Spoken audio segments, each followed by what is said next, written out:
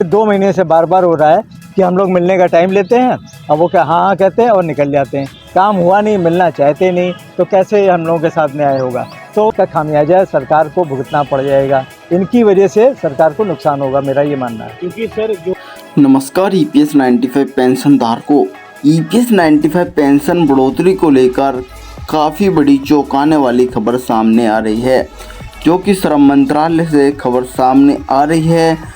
पूरी जानकारी EPS 95 pension धारकों द्वारा दी जा चुकी है।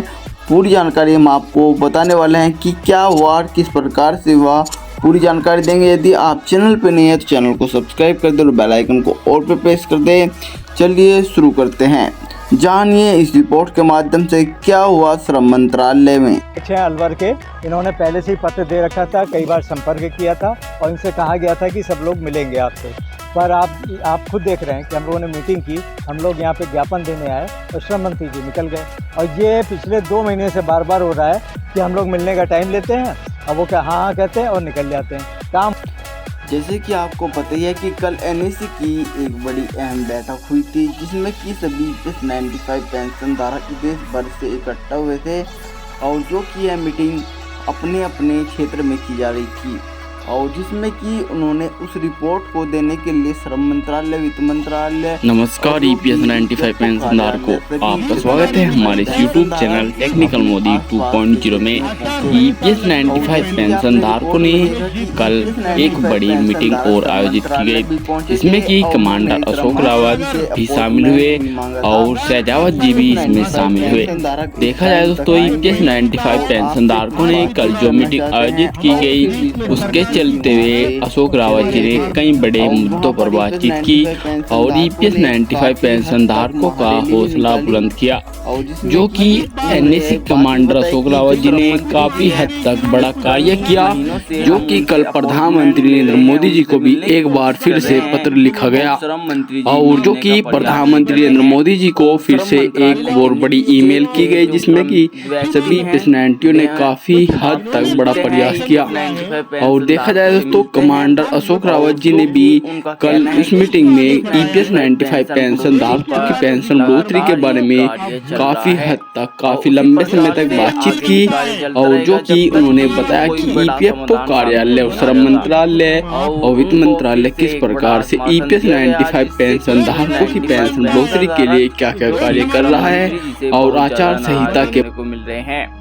और उन्होंने यह बात भी बताई कि जो श्रम मंत्री जी से भेंट हुई थी वह बुढ़ाना के ज़िले में हुई थी, जब ईपीएस 95 पेंशन धारक श्रम मंत्री जी के घर पर मिलने के लिए गए थे और कुछ ईपीएस 95 पेंशन धारक ईपीएफओ कार्यालय भी पहुंचे थे और वहां पर ईपीएस 95 पेंशन बढ़ोतरी के संबंध में उन्होंने बातचीत की और वहां पर भी महारैली निकाली गई और जिसको चलते हुए कई बड़ी खबर सामने आई है, जो कि जानिए आप पूरी खबर इस रिपोर्ट के माध्यम से।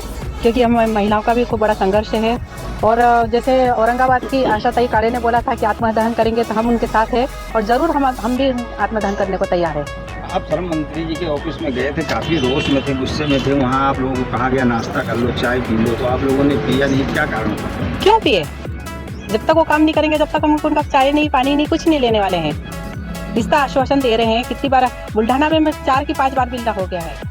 और जैसे कि आपने इस रिपोर्ट के माध्यम से देखा कि ईपीएस 95 पेंशन धारक श्रम मंत्री जी से बहुत ही ज़्यादा गुस्से में देखने को मिल रहे हैं और उन्होंने यह बात भी बताई कि ईपीएस 95 पेंशन बढ़ोतरी के संबंध में जब वे बुढ़ाना में मिले थे तब उन्होंने यह बात कही थी कि ईपीएस 95 पेंशन बढ़ोतरी के लिए कार्य चल रहा है, 3 से 4 महीने का जो कि कार्य चलेगा। उसके बाद हम आपको एक रिपोर्ट पेश करेंगे, जिसके बाद ईपीएस 95 पेंशन बढ़ोतरी के संबंध में क्या क्या कार्य होना चाहिए, किस प्रकार से होना चाहिए और आपकी क्या मांगे हैं, पूरी आपसे सुनी जाएगी।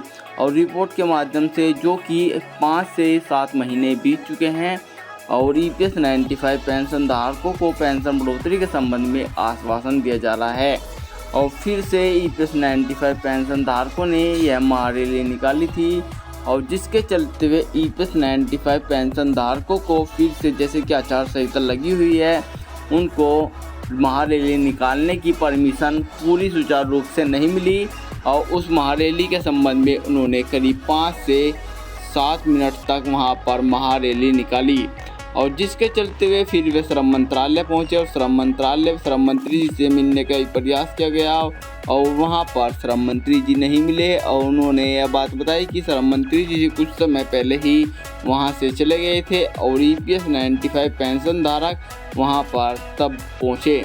और EPS 95 पेंशन बढ़ोतरी के लिए ऐसा प्रतीत हो रहा है कि काफ़ी हद तक कार्य चल रहा है या नहीं चल रहा है। पूरी खबर जानने के लिए हमारे चैनल को सब्सक्राइब कर ले, क्योंकि आने वाले समय में लेटेस्ट अपडेट आपको इस चैनल पर ही देखने को मिलेगी।